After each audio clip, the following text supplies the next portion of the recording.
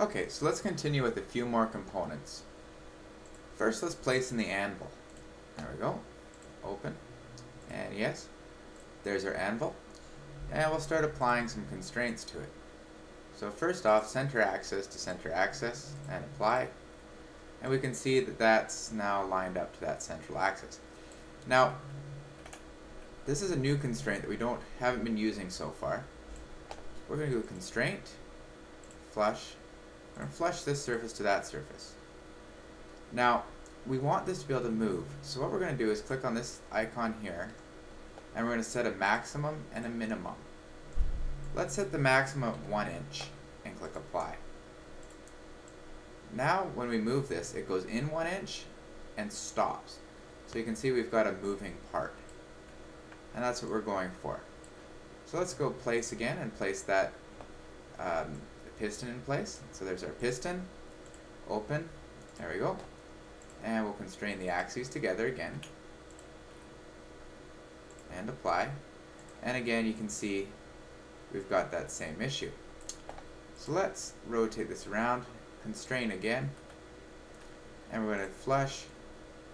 Now remember, I'm clicking the body first, then the piston, and here again, maximum 1 inch, and minimum 0. Let's hit apply and see if that's good enough. So now when I move this, you can see that it stops again. But obviously we've got space here. This could go further, so we could crush a smaller nut. So let's go right click, or click the plus beside piston, right click, edit, and we can make this 1.5. Okay. And there we go. Now we've got a nice clear press. We're not going to get nuts that are going to be smaller than whatever that is there. Okay, so those two parts are constrained in. So now let's add the arm. So place and arm, open, there we go.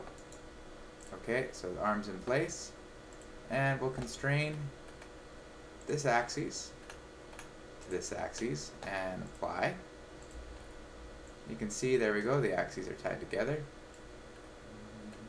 Although we've got one issue, we didn't want the lever going the way that it's going, we want it flipped the other way. Well, actually it doesn't matter.